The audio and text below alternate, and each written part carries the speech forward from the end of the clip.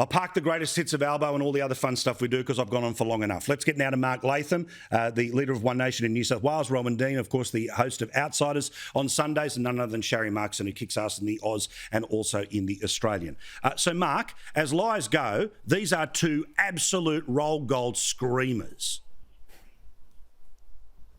Well, Paul, you need to remember the original Mediscare campaign in the 2016 election, and it was the extraordinary claim that the government was going to privatise all of Medicare, sell off the research hospitals, the public hospitals, the clinics, the insurance, the health insurance, all out the door, all sold to the private sector. Now, obviously no such thing was ever going to happen. Yeah, Malcolm Turnbull in 2016 was useless in counteracting the scare campaign, and it did get a bit of traction, but you'd think a political party, having run a scare campaign 6 years ago that was never going to happen, and no sign of it happening since, you'd lay off Mediscare 2.0 on the basis that, you know, obviously it was a load of baloney then, it's a load of baloney now, and you only bring discredit. You erode your own credibility by going down this path. But it was interesting with Albanese's tactics today, because there was no new policy announcement, because the guy seems to be intellectually incapable of explaining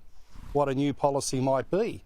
So he's reverted to form of just negative attacks on the government. And this is the paradox, the problem of the small target strategy, that if you've got nothing you can explain to the Australian people that's of any value to their families, their children, their job opportunities, their health and education, and you're basically just saying, oh, you know, you really shouldn't like Scott Morrison because of these things A, B, C, then the public will just turn around and say, well, what's the point in changing the government, particularly when this bloke who's making all the criticisms can barely spell his name these days?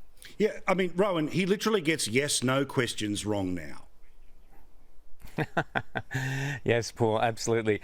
It's fascinating, isn't it? Because we're into the second week, just the second week of a long campaign, and already Labor have hit the kind of, in case of emergency, smash the glass here. So they're panicking. This sort of tactic you would normally see later in the campaign, where there's not enough time for it to be fact-checked and not enough time for the lies and the myths to be dispelled before people go to the polling booths. They are scaring old ladies, old men out of their wits. It's a disgraceful, as low as you can possibly get. You mentioned, you know, the Labor advertising campaign tactics. This is regarded as absolute gutter tactics in any advertising agency to literally terrify the most vulnerable people in our community and the people who are least likely, Paul, to be able to, you know, get on a computer or have the social media accounts easily to hand to find out that it is a lie. And seriously, they would have had this up their sleeve. They would have, as I said, this is in case of emergency break glass. Albanese has been such a disaster from day one. I mean, you mentioned him being booed at the Byron Bay Festival. I mean, it would have taken Michael Jackson to get a worse reception at a rock concert than Albo got yesterday. I mean, it's hopeless, and they must be panicking. And it is absolutely, the Liberals have, you know, plenty of time to point out that this is a lie and to make Labor feel absolutely ashamed of how low they are going and how low their advertising people are pushing them. But also, look, you know, it's an election campaign. People can hit as hard as they want. They can push things in whatever direction they wish. But, Sharry, you can't lie like this. And I watched the TV news tonight repeat this lie. Sure, they turn around at the end after they've repeated the lie and say, look, there's no evidence for this. No, you should not republish a lie. In the same way you can't constantly echo defamation, how can they echo a lie like this?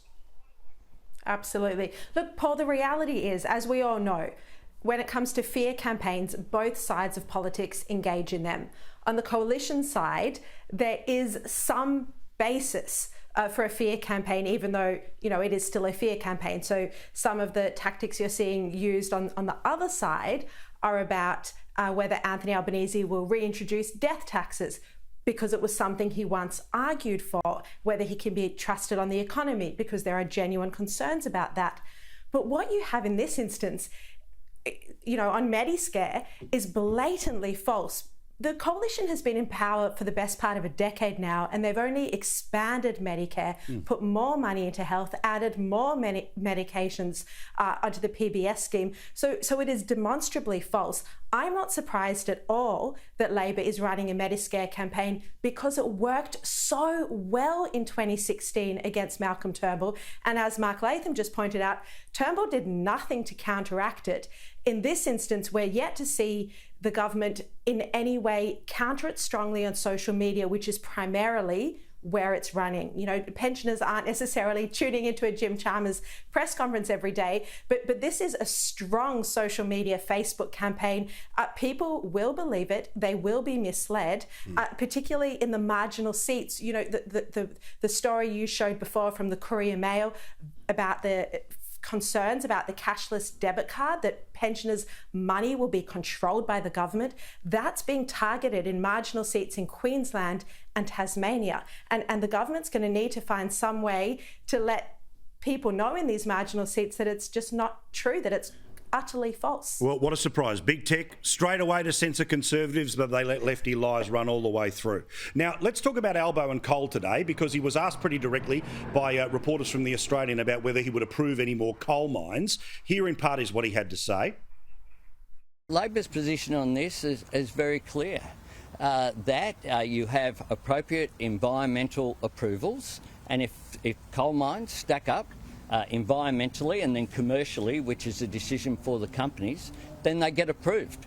And then Labor would welcome any jobs that would be created from that. Now, Mark Latham, you were able to spot straight away that there is a big asterisk that comes with this promise. Massive. Well, Paul, Labor's policy is not to approve new coal mines. It's to reduce carbon emissions by 43% in the next 8 years. Not 15, 20 or 30 years away, but in the next 8 years, by 2030, to cut carbon emissions by 43%, almost half. Now, you can't do that by approving new coal mines. It's self-evident, isn't it? And the Labor modelling for their safeguard mechanism, their flagship climate change policy, makes no provision for new coal mines. So, you know, Albanese is getting pretty loose with the truth.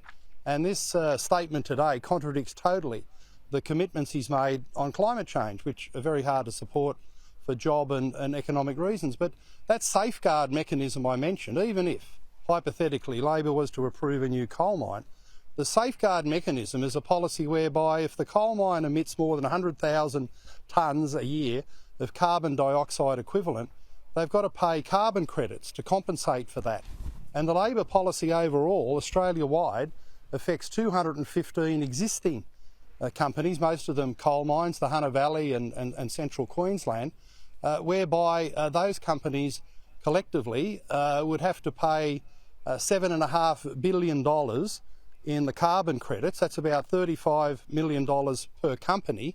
So if they did approve any coal mines, there is what Joel Fitzgibbon, outgoing member for Hunter, has described as the equivalent of a new carbon tax, $35 million a year on those enterprises that would basically put them out of business and make them uneconomic.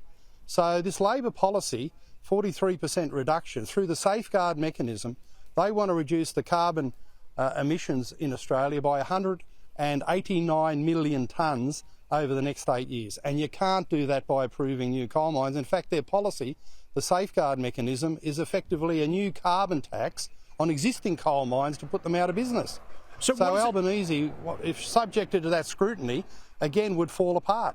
Well, exactly. And this is, again, challenge to everyone who's watching us in the hotel room tonight after he knocked it all off at lunchtime today, when you get in front of him again. So hang on, just about those coal mines, wouldn't they come with a carbon tax? I mean, again, Mark, the institutional knowledge, the quick fire back, and this is because, I get it, so many people are excited about having a camera turned on them for the gotcha, and then we just see these single interactions between a journo and the candidate. Why don't people know, who are there and paid to analyse these policies in real time, know the flaw in his thinking as soon as he opens his mouth? Well, you know, you look around the press pack, you know, there's a bunch of kids there out of university who haven't gone into the modelling. You can read the document there, the safeguard mechanism, everything I've described, the new carbon tax, $35 million per annum on existing coal mines. It's all there in black and white. With the assistance of a calculator, you can work it out in about half an hour. But Paul, the bigger question is, why hasn't Scott Morrison been talking about this? Why hasn't Barnaby Joyce? And the reason is they've supported net zero 2050. They're in no position to say that Albanese's new carbon tax is bad because they want to get rid of carbon emissions as well, which shows you've got to support one nation in particular if you're against net zero. Net zero means net zero jobs. And unfortunately, Liberal, National and Labor, as they do on so many of these energy and resource questions, are unified around net zero. And that's why Scott Morrison doesn't talk about it. I'm explaining it here, but you would have thought if it was a bad policy, which it is, you think the Prime Minister would have been talking about it, but he's a bit embarrassed because of his own commitments. The truth is, if you want to stop the safeguard mechanism, you want to protect coal jobs in the Hunter Valley and central Queensland, you've got to be supporting one nation. Bloody oath. So, Rowan, about the change in tack from Albanese today, again, this knocking off at lunchtime thing. We are supposed to be at the most energetic part of things. Bugger public holiday Mondays, come on.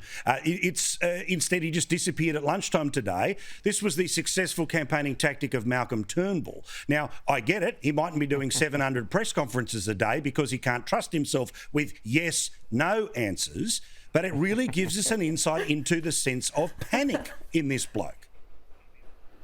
Yeah, it certainly does, Paul. And I guess they've now reached the point where they go, let's just keep this bloke away from cameras because he's too dangerous. He doesn't come across with any confidence whatsoever. I mean, it's laughable. The number of errors are hilarious. And you put together a little reel of them all together, one after the other. And it's as good a comedy show as you'll find anywhere on Australian television. So every time they now know that they can't put it becomes a self-fulfilling thing. Paul, his nervousness and his lack of confidence will have taken such a hit, and he'll be having a dozen minders around him saying, you've got to remember this, you've got to do this, and you've got to do that. And I can't see how he's going to improve. So I guess the strategy is keep him out of sight.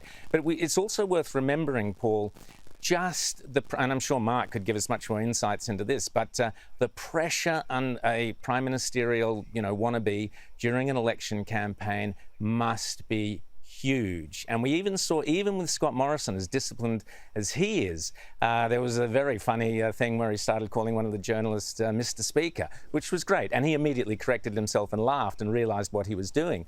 But it gives you an insight into just how well rehearsed the candidate or the politician has to be, how on top of their facts and figures where Scott Morrison excels. And, that is the key to winning the election. And it appears that Albo can't do either. He can't appear confident. He can't remember his lines. And the pressure of the campaign is destroying him. But that's why we have campaigns, to see what is leadership material and what isn't.